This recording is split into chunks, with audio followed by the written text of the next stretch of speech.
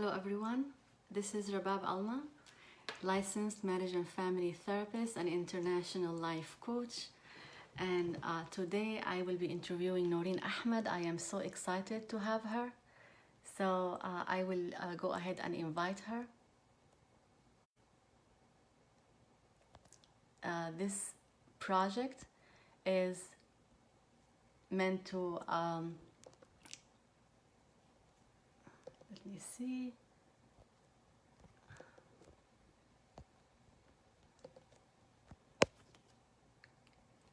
Okay, so I'm gonna invite her. Okay, so we're gonna wait for Naureen Ahmed to join us. This project, the focus of this project is to promote wellness and to provide tips on well-being for the audience based on the guests' personal experiences and professional experiences. Those lives and interviews are not meant for medical or therapeutic attention or guidance. They are just for general info.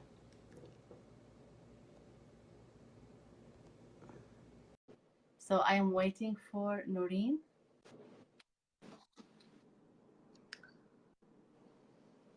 Hello. Hello, assalamu alaikum. Assalamu alaikum. How are you, Naureen? Good, alhamdulillah. Is this lighting okay? I don't know. Yeah, everything is perfect. Thank you for joining us. Thank you. No, Jazakallah khair. Thank you for inviting me. Thank you. It's a pleasure having you on the show. So I will be introducing Naureen Ahmed. Naureen Ahmed is the co-founder of SEMA, Support, Embrace, Empower Mental Health Advocacy, an organizational arm of Muhsin. She's a business graduate and currently an MBA student at Emerald in Chicago College in Chicago, Illinois. So thank you, Naureen, for joining us. For the audience, please feel free to comment, to tell us where are you joining us from. Share the video, and we will address your questions or comments at the end of the video. So let us know more about Naureen. Please tell us more about you and what is the story behind the SEMA. Okay, so just a little bit about myself. I was born and raised in Arkansas, and I came to Chicago when I was 19 when I got married. And basically, in our childhood, my mother was affected by severe mental illness. She had bipolar depression and schizoaffective disorder. My parents divorced when I was 4 years old. I was the youngest of 3 daughters. And we basically just saw the effects of the negative effects of mental illness that it can have on families. And as children, the shame and stigma of mental illness caused our family to hide what she had. And so we were only told she had depression, and we didn't understand, the other symptoms that she presented. And it just caused a lot of pain and confusion and anger as children, as teenagers. And we learned what she had. I found out what she had when I was 25, and she passed away in 2012 when I was 30 years old. And I feel like when I found out what she had at 25, I was more compassionate and more understanding. And then she passed away. So after she passed away, my sister and I were like, what? Why did we go through all that? She suffered, we suffered, the whole family suffered. What can we do about this? So that's where SEMA came in. So my mother's name is SEMA. Oh, okay. Yes, so that's her name. And so that's where we came up with the acronym Support, Embrace, Empower Mental Health Advocacy. And what we're doing is we're supporting families, Muslim families like us, who are shamed by the stigma, who have someone in their home who has some sort of mental illness, and they need support. The family members need support. The individuals living with mental illness need support. So we're doing that. Then we're doing educational workshops. We're educating the Muslim community on mental health.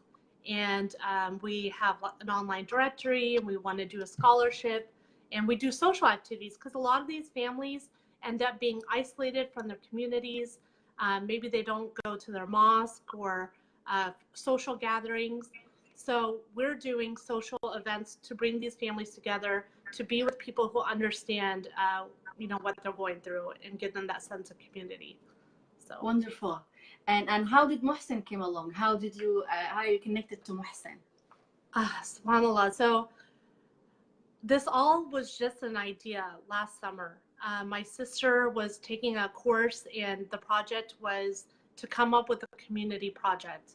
Okay. And the project she had in mind was my mother had left behind over 100 saris, which is a long piece of cloth you wrap around. And she had over 100. They're beautiful, and we don't wear them. So she said, maybe we should do a fashion show and sell them and give the proceeds to a mental health organization. Okay. And then we were like, well, why don't we just be the mental health organization? And so we took that idea and we approached Mohsen and a few other organizations, but Mohsen's vision and mission, so they advocate for Muslims with disabilities, and they provide support groups for caregivers, and they educate the Muslim community on disabilities, and they have other programs that they do, but their vision and mission aligned so perfectly with ours. So when they were the first ones to respond, it was just from God. To us, it was from God. The stars aligned, and it was just meant to be. So amazing. That's really amazing. Wonderful. And do you have like any branches of that in other states? This is in Chicago, correct? So we launched in Chicago in November. We had Dr. Altaf Hussein. He's the vice president of the Islamic Society of North America, and he was our keynote speaker. We had over 120 people there. And so we launched in Chicago in January with the support groups. We started officially in January. And then we also have started, my one sister lives in Atlanta, Naureens Story. Mm-hmm. And she's in Atlanta, Georgia. So she's launched SEMA in Atlanta. We have some individuals in Southern California. They want to start this fall, inshallah. Wow, wonderful. We're going to ISNAS in Houston. So we're expecting to get some interest from Houston, and we just had someone from England even reach out to us. They want to start, so inshallah, there's a lot. That's amazing. That's amazing. So hopefully we'll come to the Northeast. We don't have that here in the Northeast. I'm calling you from Pennsylvania, so absolutely. So you did tell me when I contacted you first that you were speaking somewhere. You had an event that you were a speaker. Yeah. So this is another. This is, when you reached out to me, you said this is about confidence. And I will tell you, to be confident, you have to put yourself in a vulnerable state. Absolutely. And I was coming out with our story with our mother was very scary because it was a secret. We didn't tell people what was wrong with her. And reaching out to these organizations, I remember the sister whose idea was, her name's Sharmeen Qureshi, she said, so many people, just email them. I was like, I'm nobody. Who am I? And she said, just do it. And I was like, okay, just do it. So I just emailed all these organizations, and that's how that happened. So sorry, I lost track of your question. You were talking about you were a speaker at an occasion at the event when I right. Okay. So what happened was, at the same time as this idea had formed, a woman named Shaheen Pasha wrote an article about being Pakistani American and growing up in New York with Pakistani immigrant parents, and her father had schizophrenia. And I was driving home and I read her story, and I had to pull over because I was in tears. Yes. And I found her on Twitter right away. And I said, I just read your story. I pulled over. I'm Pakistani American. My parents were immigrants, and my mother has schizophrenia. We need to connect. So I told her, when I get home, I'm going to tell you my story. And I went home, and in an hour and a half, I just wrote my story, my sisters and our story with our mother, my mother's story, essentially. Absolutely. And at that time, we hadn't reached out to Mohsen, and she replied to me and said, you should check with Mohsen. So subhanAllah, like, the idea was already there to reach out to Mohsen. So anyway, fast forward, to the Muslim Mental Health Conference in DC in March. And they had something called Narratives of Pain by Zain Shamoum.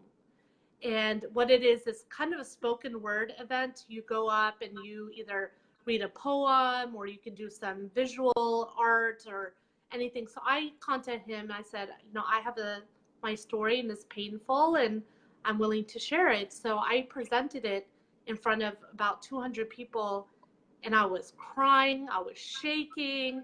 And subhanAllah, I mean, when I finished, I had a standing ovation and I just wanted to get off the stage. I was like, I'm done. I told my story, I'm crying. And my sister was there and she said, Naureen, you had a standing ovation. Everybody was so moved and people were coming up and hugging. So I then took that story and I reached out to Muslim Matters and I said, can you publish this story?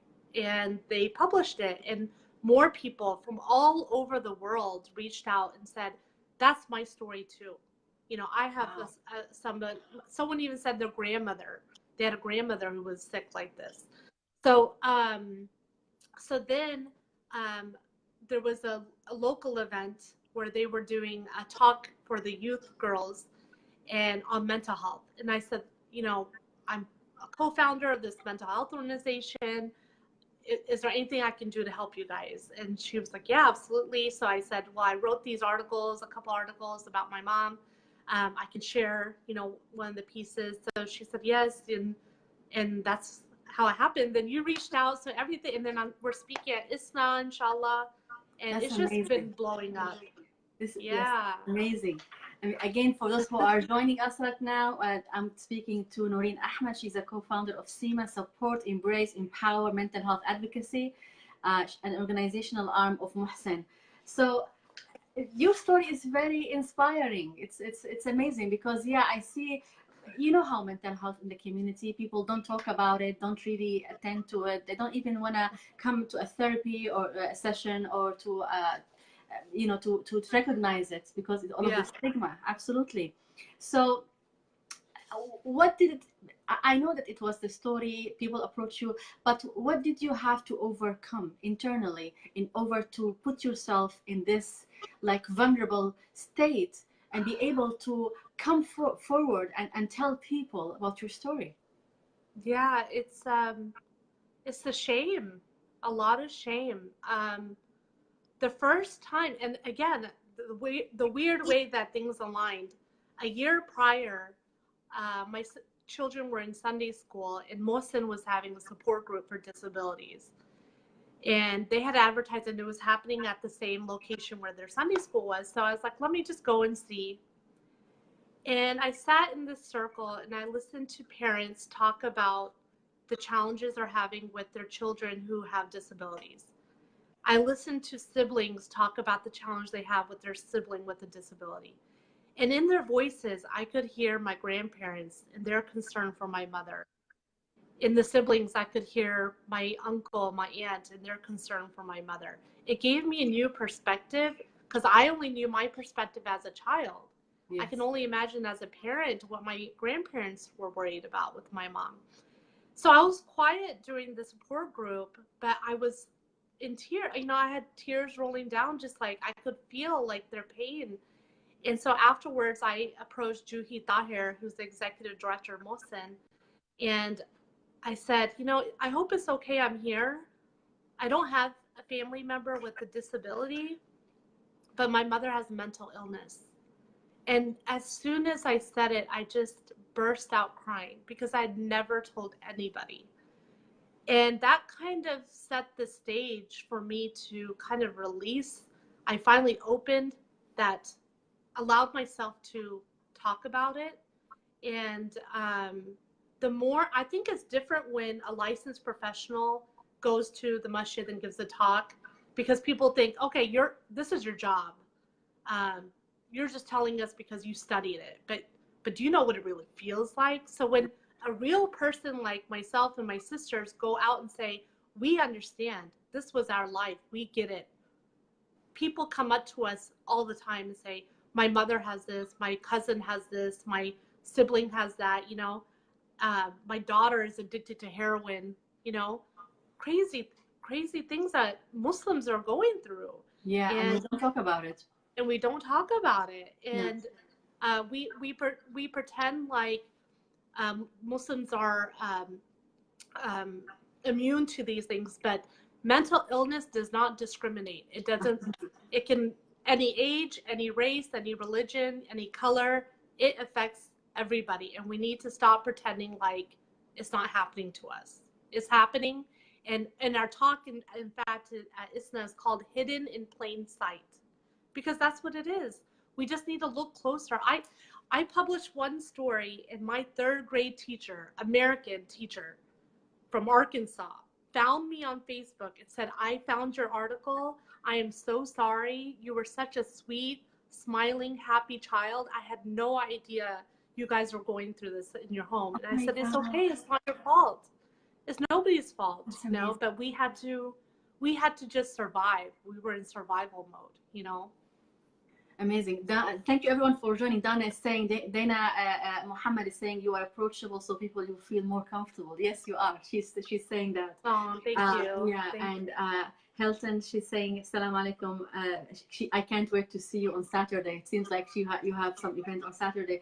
So for people who are joining, please write your comments down in the comment section. You can share this video. This is important for everyone to watch. I see a lot of, you know, in my practice, in my life, we see a lot of these issues in our community and we don't address it. And or sometimes we tell people you don't have enough faith. Why, you know, Exactly. you don't, that's another Yes. thing. So no, I'm not going to go to a therapist, or I'm not going to go, you don't have enough faith. Go and strengthen your faith and all of these problems will go away. I mean, this is also another advocacy. Some people do that, and that's, I mean, and then you hear about suicides and stuff. So what are you going to do with that if you just advise people to? That's so. From the people you see, I mean, and from the stories, what is it that prevent people from coming forward and talking about? Besides shame, of course, we talked about shame, and what else that people get or stop them from coming forward to talk about what's going on in their lives? I think they might have tried to go to the mosque. They maybe tried to go to community members and get help, and maybe they felt ostracized. They didn't feel like people were giving them the support they wanted. When we first started our support groups, we did it in an office building. Mm-hmm. So it was very neutral. We had people from all walks, not, you know, different levels of religiousness, you know, not everybody was, and that's fine. And we even had a non-Muslim woman come. Her ex-husband was Muslim, and her son that she had with her Muslim ex-husband, she was worried about him too. She said, my ex-husband had mental illness. I'm worried my son has mental illness. And she wasn't Muslim, and that was fine. We have men, women, people of all ages, people of all religions, not all religions, sorry. Well, her, and then people of all races come, because they just need, I think this is different. What we're doing is something different. It's supporting the families. The families are left behind. You know, the clinicians are focused on giving the care to the client who's affected, but when you're sick, if 1 in 4 people have mental illness, they have a network of people around them who are affected by their mental illness. And that's where we come in. Let's help those families and those loved ones. We had a best friend. A guy came in, his best friend was suffering from suicidal thoughts, you know, depression and suicidal thoughts. And the guy was in tears. He was like, I don't know how to help my best friend. You know, so people they care and they're concerned, and they just need support, and they need tools and ideas of how they can support their loved ones. So absolutely. So when you it's funny that you talked about the family. So in my practice as a family therapist, as a practice, it's like looking at the system as a whole. It's not only looking at just the individual, you know, trying to provide support for everyone with around that individual, because it's not only about that individual. It's about the whole family, the network around them. Absolutely. So that's amazing. Do you have I mean, did you encounter any success stories that people came forward and to address this, and do you have particulars? Yes, go ahead. Yes. So one young woman came to our support group recently, and she read my article, one of them, and she said it was like a wake up call to her because she said, I have bipolar, and one day my children could be writing about me like this, talking about all my symptoms and how it Wow. affects. And so she came and she said, I have bipolar, it's affecting my family, my husband. She also had a child who had passed away at a young age, and she had PTSD. And after the support group, she messaged me, and she messaged us on SEMA, and she said, I just wanted to thank you for doing this support group. For the first time, I have finally accepted my diagnosis. I have been in denial up until Wow. now. And she That's said, amazing. so then PBS NewsHour actually interviewed me in Ramadan. And then they reached out and asked me if I knew someone who had come to our support groups who would be willing to share their story. So I contacted her, she talked to PBS, and I followed up with her. And she said, I wanted you to know, I used to think a therapist was like a rent-a-friend. I pay somebody to just listen to me. She said, now it's a whole new world for me. I go to my therapy. I set goals. I'm coming up with a plan how to manage my illness, how I can be a better wife, how I can be a better mother. She's like, I'm looking at it in a whole new perspective. And Different she's life. like, I couldn't have done it without SEMA. And she said, the most beautiful thing she said to me, she said, I know your mother was sick and she couldn't do a lot for you guys, but whatever she instilled in you three sisters, you guys are doing such a beautiful thing, and you're helping so many people immensely. And inshallah, God willing, it's going to elevate her status in heaven, and that was just so beautiful for That's her to very say. moving. Amazing. Yes, yes. And that's what we're Did you doing come it across for, any story where people refuse to engage in therapy, like or they still in denial? Did you come across stories like that? Not so much in our support groups because people are coming because they're not in denial. They want the support. But I did talk to one woman separately, just in my personal life, and she was in an abusive marriage, and she left her husband. And based on everything she was describing about him, I said, she was an older, Desi woman, Indian Pakistani woman, and I said, it sounds like your husband had mental illness or has mental illness. And she was like, no, no, no, it's just his personality. I was like, I don't think that's personality. There's something wrong with him up here. Yeah. And so it's that cultural thing. They because they're not educated on it, they think it's hard to differentiate what's personality and what's illness. And that's where you guys come in, the professionals. We don't even know what to look for. I had somebody in my personal life, very moody, irritable, would get upset over small things. I thought it was this person's personality. And as I started studying and learning more, I was like, oh my goodness, I think this person has depression. I didn't know that those were symptoms of depression. I thought depression was my mom, which was crying, not able to get out of bed, sad, not working, not cooking, not cleaning. This person has something called high functioning depression. I didn't know what that was. And I think a lot of people out there don't know. And so they think someone's moody and irritable, and they're just a negative minded person. But no, there's something deeper going on. There could be something deeper going on. So They could be, yeah, absolutely. yeah. So do you have also psychiatric help, like a psychiatrist on staff that can help with medications and So prescribe?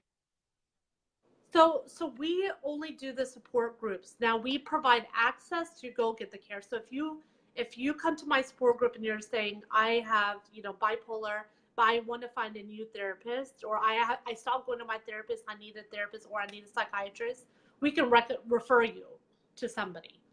You know, so that's how we're Absolutely. not staffed by, and the licensed therapists who come to our support groups, it's all volunteer. They're all doing I it see. just to support the communities. Yeah, it's beautiful. I Wonderful. mean, they see how important Just it is, amazing. and it's free marketing for them.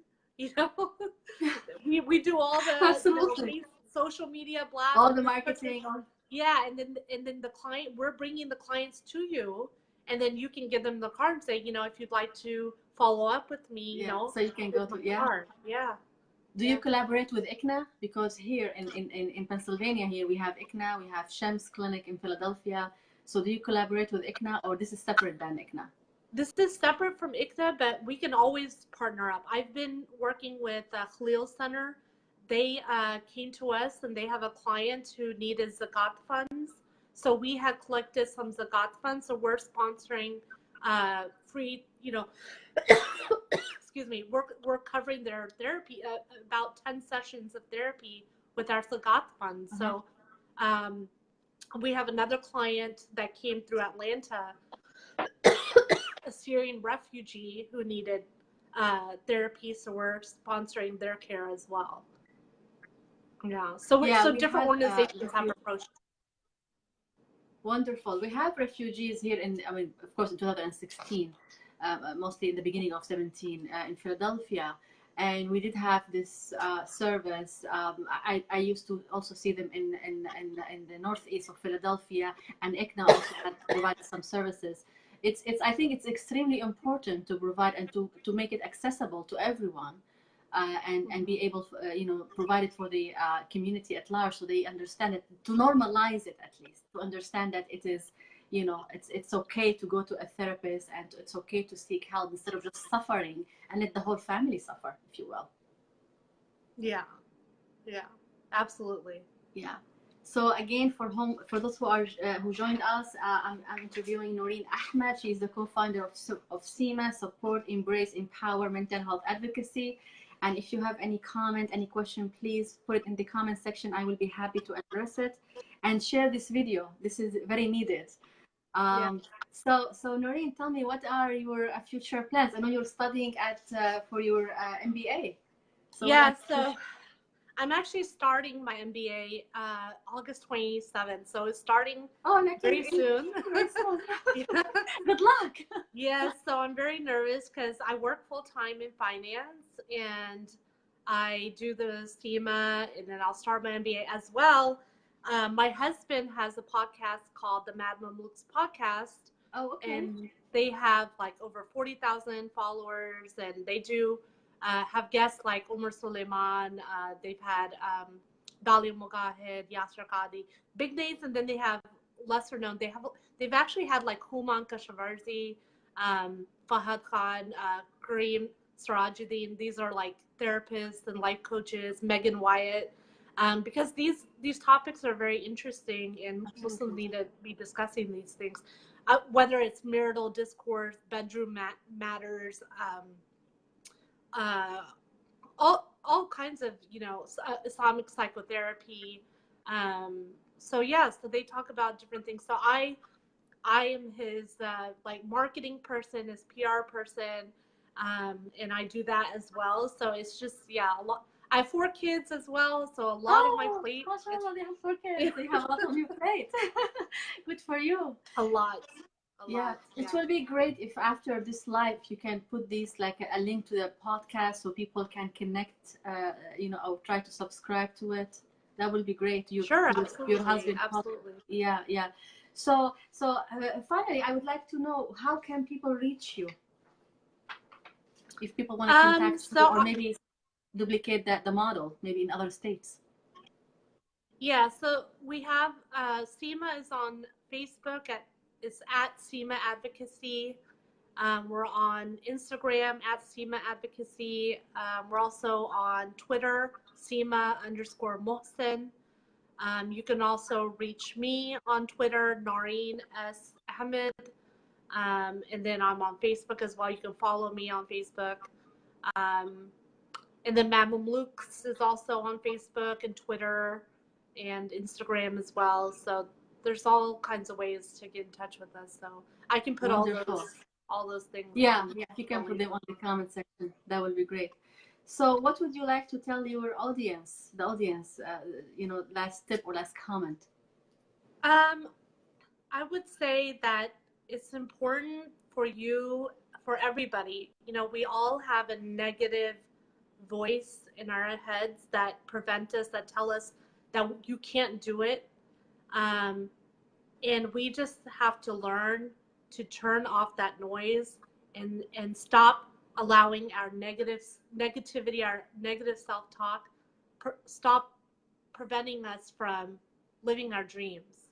If you want to do something, dream big, you know, pray to God and just hope for the best, and you will see things align in your life that will open doors and just make it happen. So you just have to be willing to believe and just do it. Just do it. The Nike slogan, just do it. Just do it.